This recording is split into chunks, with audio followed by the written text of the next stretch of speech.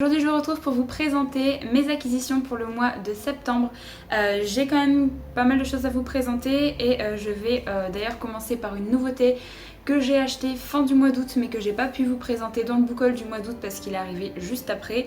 Je vous l'ai déjà présenté en reading vlog parce que je l'ai déjà lu. Il s'agit de La 9e maison de Leigh Bardugo, donc publié chez les éditions de Saxus. J'attendais ce titre avec beaucoup d'impatience et du coup je me suis jetée dessus avant d'avoir plein d'avis qui commencent à popper sur Insta ou sur Booktube. Et j'ai bien fait parce que du coup j'ai adoré ce roman. Je vous laisse aller voir mon reading vlog si jamais vous souhaitez un peu plus de détails sur mon avis. Mais je suis complètement ravie de cet achat et franchement l'objet livre est magnifique. Une autre sortie que j'attendais avec beaucoup d'impatience mais qui est d'un tout autre registre vu que c'est un comics et ça fait très longtemps que j'en ai pas acheté. Il s'agit de The Steel Prince de Victoria Schwab. Donc c'est un comics qui va être une trilogie il me semble. C'est le premier tome d'une trilogie qui est dans le même univers que de la saga A Darker Shades of Magic, donc de la même auteure qui est juste là-bas. Je l'ai déjà lu, je vous en parle très bientôt dans un update lecture, normalement la semaine prochaine si je me trompe pas. J'ai beaucoup aimé de ce petit comics, c'est vraiment des planches très sombres et le dessin est assez particulier, mais j'ai passé un super bon moment et je vous en parle très vite. Je vais passer à deux achats poche que j'ai effectués ce mois-ci. Le premier c'est une sortie poche que je n'avais pas repéré mais que en farfouillant un petit peu je l'ai repéré et là je me suis dit mais il me le faut absolument. C'est L'espace d'un an de Becky Chambers, donc publié au livre de poche, qui est le premier tome d'une trilogie également il me semble. J'attendais ce roman en poche depuis pas mal de temps et là le premier tome est sorti. Je l'avais vu passer nulle part en fait dans mes recherches pour ma vidéo sortie justement et je suis complètement ravie. Je ne l'ai pas encore lu mais ça serait tardé parce qu'il me tente énormément.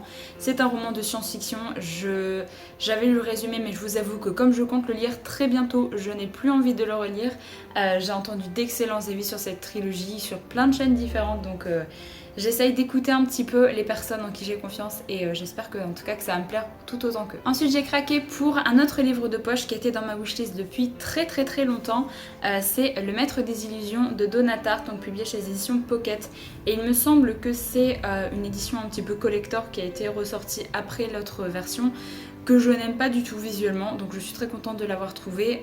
Je sais que sur pas mal de sites c'est plus disponible. Moi je l'ai eu sur le site de la Fnac, donc si jamais ça vous intéresse, je pense qu'il y en a encore de dispo. J'aime beaucoup cette couve, franchement elle est super belle et elle est un petit peu en effet cartonnée avec une deuxième page orange.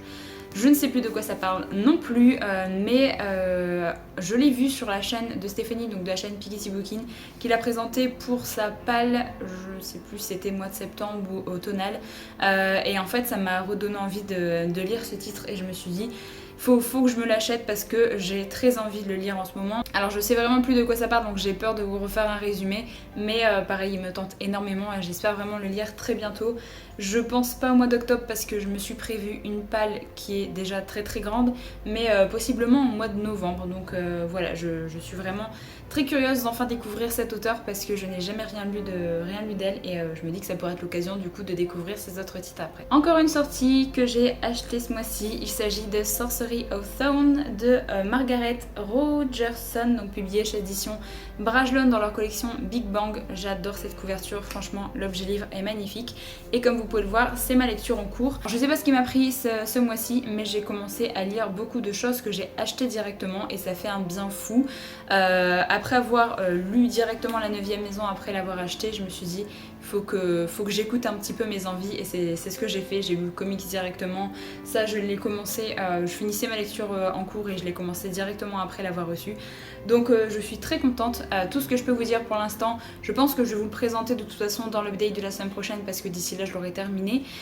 C'est un livre de fantasy, il me semble que c'est un one shot si je dis pas de bêtises, où on va suivre Elisabeth qui est une orpheline qui travaille à Estive. Estive c'est une grande bibliothèque où on entrepose des sortes de grimoires et tout ce que veut Elisabeth c'est devenir une gardienne. Elle fait tout pour Et en fait les gardiens et les gardiennes servent à protéger un petit peu les grimoires qui sont présents dans les grandes bibliothèques.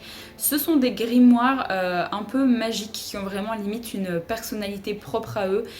Ils bougent, ils peuvent certains grimoires peuvent rentrer dans votre tête et vous parler directement. Certains ont un aspect très bizarre avec plein des yeux dessus. Enfin voilà, c'est vraiment une entité presque propre.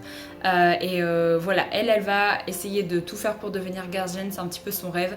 Sauf qu'il va se passer quelque chose de très grave à Estive et en fait elle va se faire accuser de cette chose et elle va devoir partir.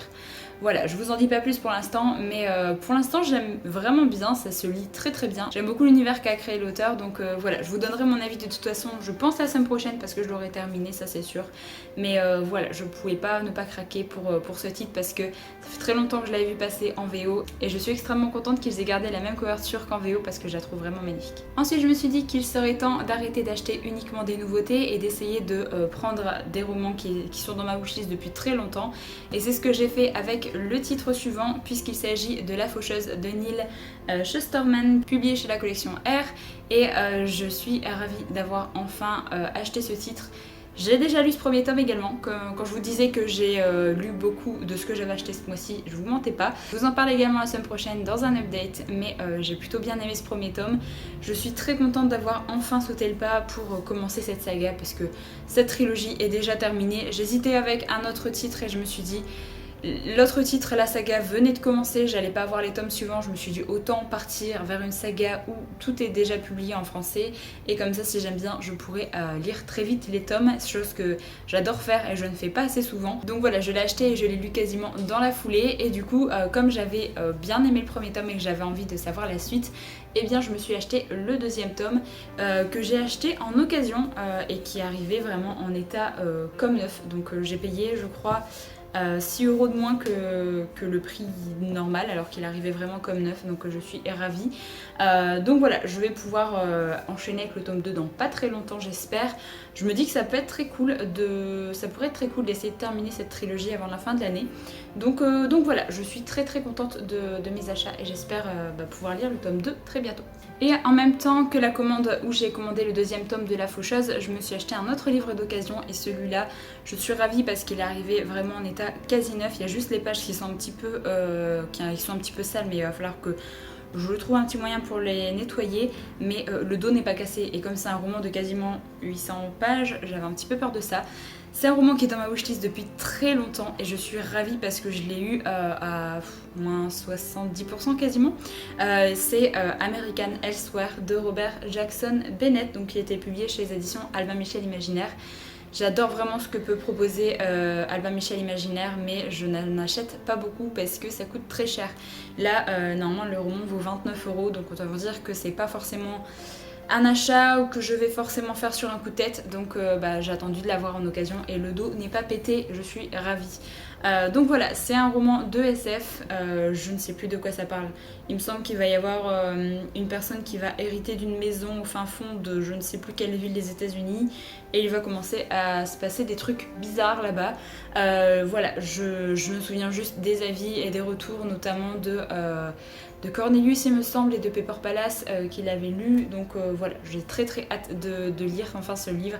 J'espère que ça va me plaire parce que j'en attends quand même beaucoup et j'espère que ça va aller aussi parce qu'il fait quand même quasiment 800 pages. Et le dernier roman que j'ai à vous présenter dans cette vidéo, il s'agit des 4 filles du Docteur Marsh, donc de Louisa May Alcott, donc toujours publié dans les éditions Cranford Collection, donc c'est les éditions qu'on peut acheter soit en grande surface ou soit chez votre buraliste et du coup j'ai pas pris le tome 2 parce que ça techniquement c'est le tome 3 qui est sorti. Le deuxième qui est sorti, il me semble que c'est Les Hauts de Hurlevent d'Emily Brontë, si je me gourre pas par rapport à l'autrice, que j'ai pas pris tout simplement parce que je l'ai déjà dans un autre format. Je me suis dit que ça servait à rien en fait de racheter en fait dans cette collection, même si j'avoue que c'est très joli, mais je voulais notamment prendre celui-là parce que j'ai vu l'adaptation il n'y a pas si longtemps que ça, que j'ai plutôt bien aimé, donc je me suis dit que ce serait cool de découvrir enfin ce titre en roman, donc c'est pour ça que je me suis pris, et la couverture est toujours aussi magnifique. Alors Je ne sais pas si les traductions sont vraiment exceptionnelles ou pas. Il me semble que c'est quasiment les premières traductions qui ont été faites de cette œuvre. Mais bon, personnellement, je m'en fiche un petit peu que ce soit pas forcément la toute dernière traduction. On verra bien quand je le lirai. Et si jamais je vois que c'est pas forcément hyper agréable à lire, et bien je prendrai quelque chose peut-être en numérique pour une des dernières traductions en numérique pour le lire, mais je garderai cet objet là pour la bibliothèque. Donc voilà, j'en ai terminé avec ce book haul. J'espère que la vidéo vous a plu. N'hésitez pas à me dire dans les commentaires ce que vous vous êtes acheté durant ce mois-ci. Je pense que le mois prochain va également être quand même très fourni parce qu'il y a beaucoup de publications qui m'intéressent. Je vais essayer de pas trop craquer, mais voilà, il y a beaucoup de choses qui me tentent. Donc voilà, je vous remercie d'avoir regardé la vidéo jusqu'au bout, j'espère vraiment qu'elle vous a plu et moi je vous retrouve très bientôt pour une prochaine.